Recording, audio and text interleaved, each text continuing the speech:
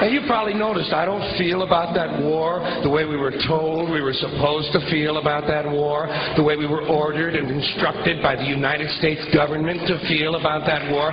You see, I tell you, my mind doesn't work that way. I got this real moron thing I do. It's called thinking. And I'm not a very good American because I like to form my own opinions. I don't just roll over when I'm told to.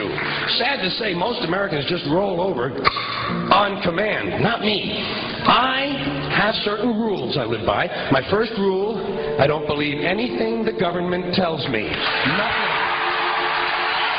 Zero. Nope.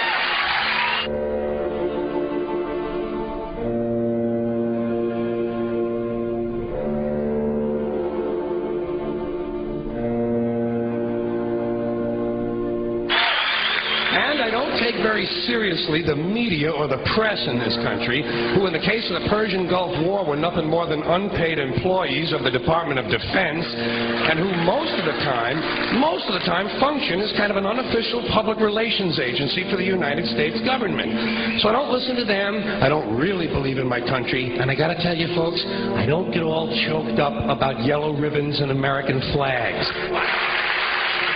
Now, to balance the scale, I'd like to talk about some things that bring us together.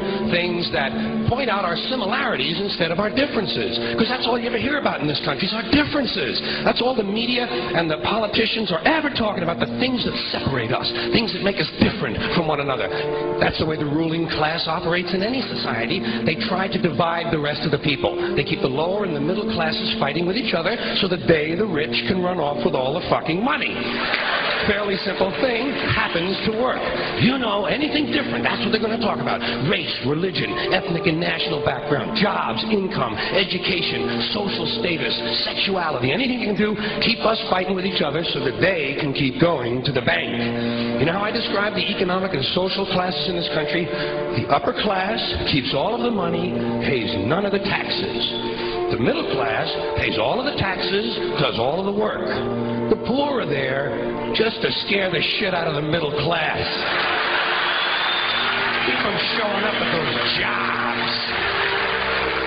Politicians know that word. They use it on you. Politicians have traditionally hidden behind three things: the flag, the Bible, and children. No child left behind. No child left behind. Oh, really? Well, it wasn't long ago you were talking about giving kids a head start. Head start? Left behind? Someone's losing fucking ground here. But there's a reason. There's a reason. There's a reason for this. There's a reason education sucks, and it's the same reason that it will never, ever, ever be fixed. It's never going to get any better. Don't look for it. Be happy with what you got. Because the owners of this country don't want that. I'm talking about the real owners now. The big, the wealthy, the real owners, the big wealthy business interests that control things and make all the important decisions.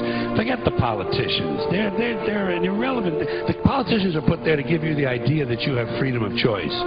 You don't. You have no choice. You have owners.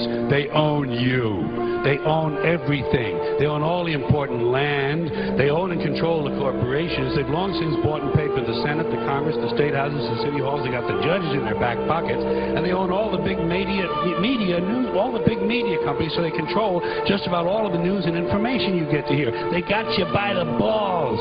They spend billions of dollars every year lobbying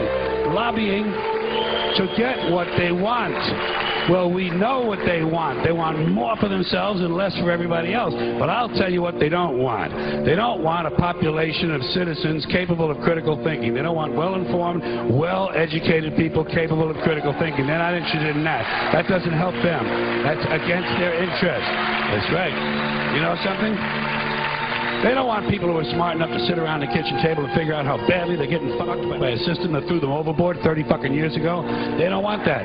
You know what they want? They want obedient workers.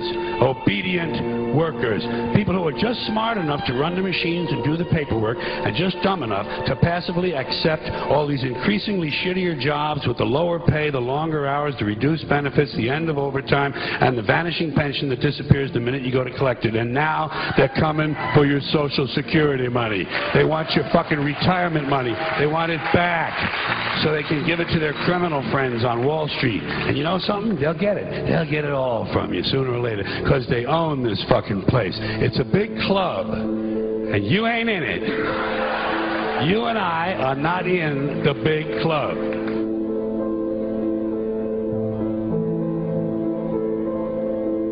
The greatest form of control is where you think you're free when you're being fundamentally manipulated and dictated to.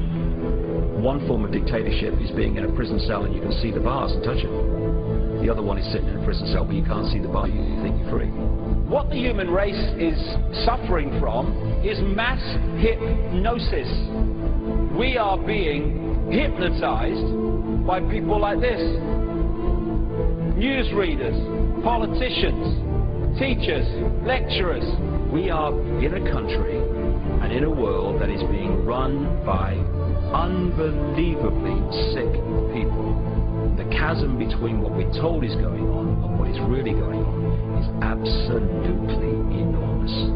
The greatest hypnotist on planet Earth is a oblong box in the corner of the room. It is